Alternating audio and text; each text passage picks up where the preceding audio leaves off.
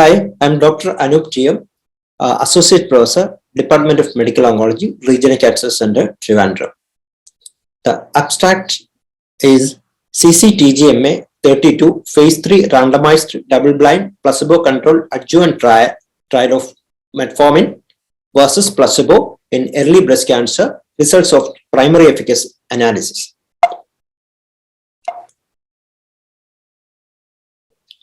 Background of this study. We know that the obesity is associated with poor breast cancer outcome. In the neoadjuvant studies, metformin has shown that it can decrease the Ki-67 in breast cancer cells. In preclinical, in vitro, and in vivo research, it has shown that it can slow the growth of breast cancer. In this particular trial, they assess the efficacy of metformin versus placebo in early breast cancer in the adjuvant settings. The basic design of MA32 study is the inclusion include 18 to 74 years of age with the invasive breast cancer treated within 1 year, excised with negative margins, and the tumor size of T1 to T3, N0 to N3, M0, and all the patients received standard breast cancer therapy, and patients were not diabetic, and they should have an adequate heart, liver, kidney functions. And there was a stratification for ERPR positivity versus ERPR negativity, BMI less than or equal to 30 versus more than 30 kilogram per meter square, HER2 positivity and versus HER2 negativity, then chemotherapy versus none. And these patients were randomized 1:1 to metformin 850 milligram PD for 5 years versus placebo 1 cap BD for 5 years. And these patients were followed up for recurrence or new primary or deaths. The primary objective of this study is to compare the invasive disease-free survival between the subjects treated with the metformin 850 milligram PD for 5 years versus placebo for 5 years, in addition to the standard breast cancer IDFS events like in breast cancer recurrence, it can be local or distant, new primary cancer, or deaths due to any cause.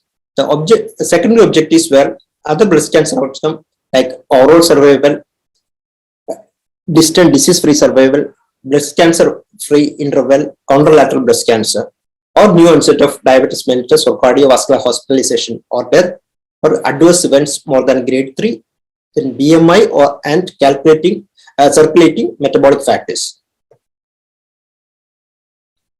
There were 3,649 subjects. In the primary analysis, there were 2,533 ERPR positive, and the mean age of the study was 52.7 with a BMI of 28.8 kilogram per meter square, and there were about 429 patients with the HER2 positive disease, and 84.9% of the patients received adjuvant chemotherapy or neoadjuvant chemotherapy. 87.8% received adjuvant hormones. Then 17.1% of the patient received HER2 targeted therapy. 75% of the patient received radiation, and there were more than grade 3 toxicity, and the grade 3 toxicity was similar in metformin versus placebo arms. The median follow-up was 96.2 months. There were 465 IDFS events, 234 in the metformin arm and 231 in the placebo arm, and 76% of were due to breast cancer. And if you see the primary analysis, when you see the IDFS, whether this patient is ERPR positive or ERPR negative, there was no difference in the hazard ratio in the invasive disease-free survival as well as in the overall survival. Whereas, if you see the exploratory analysis, patient with the HER2 positive disease with the any ER or PR positivity, the hazard ratio was 0.64 in the IDFS arm with a significant p-value of 0.026. And if you see the overall survival also, and that subset of patient had significant with a p-value of 0.0398.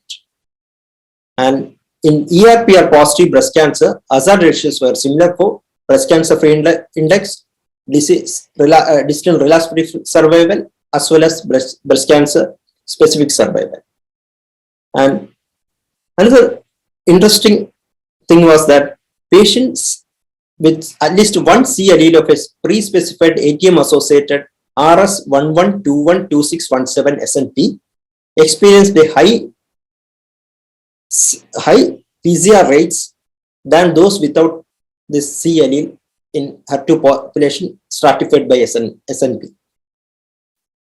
And so the conclusion of this abstract is that metformin did not improve IDFS or other breast cancer outcome in ERPR positive or ERPR negative breast cancers. And metformin should not be used as an adjuvant treatment.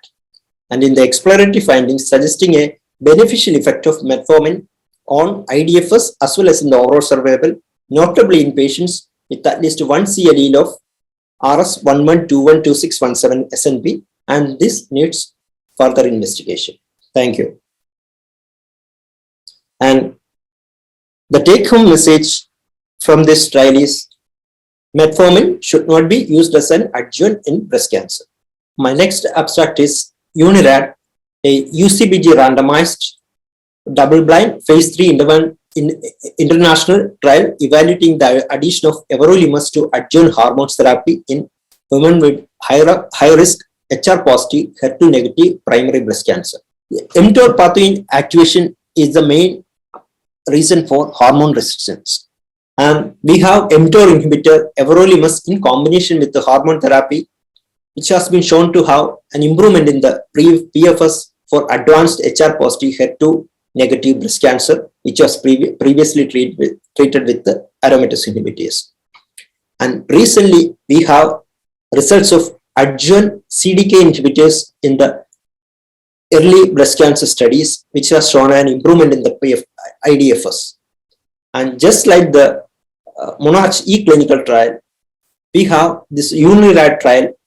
They aim to investigate the benefit of adjuvant everolimus in combination with the standard adjuvant hormone therapy versus hormone therapy alone for women with the high-risk positive, high-risk HR positive, HER2-negative early breast cancer.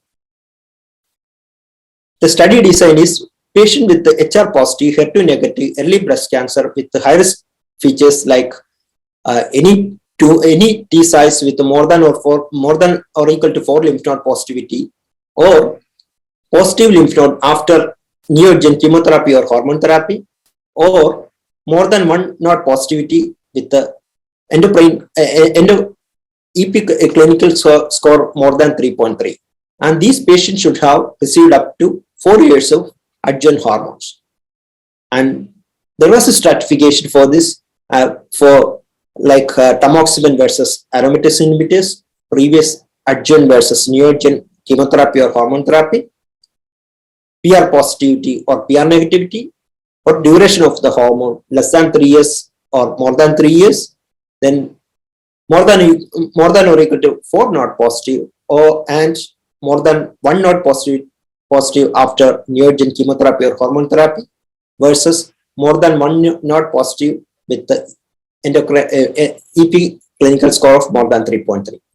And these patients were randomized to 2 years of everolimus and hormone therapy versus placebo with hormone therapy. And these patients were followed up until the end of the hormone therapy treatment.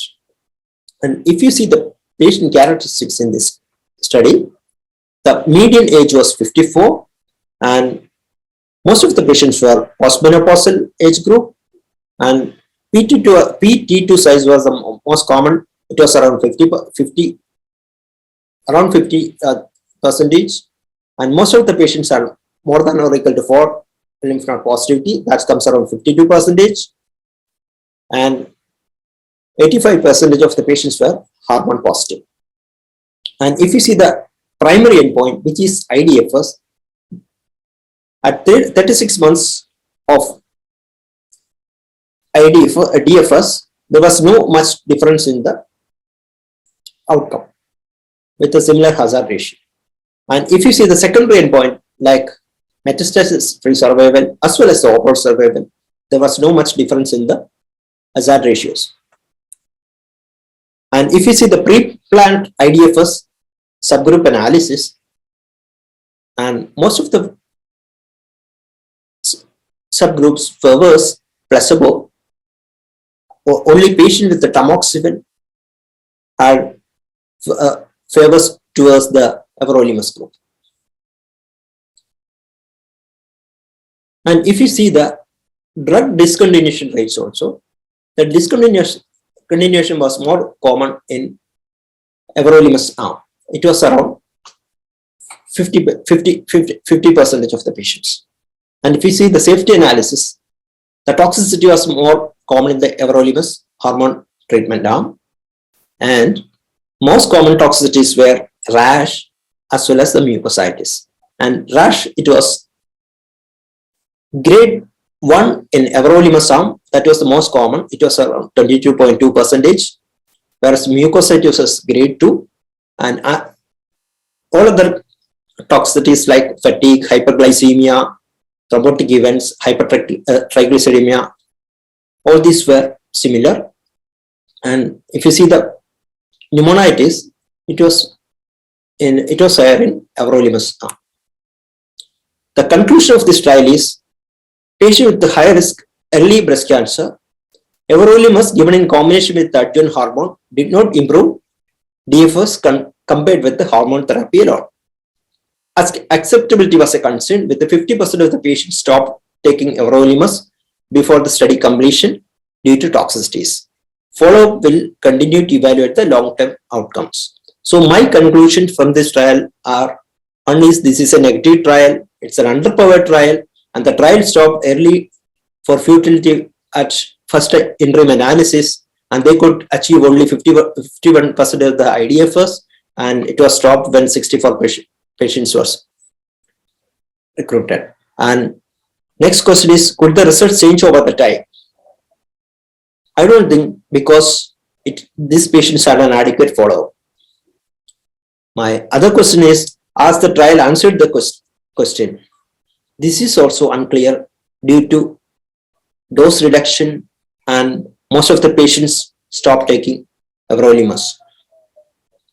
So take-home message from this trial is, there is no role for adjuvant everolimus in combination with the adjuvant hormone therapy in hormone positive early breast cancer with high risk features. Thank you.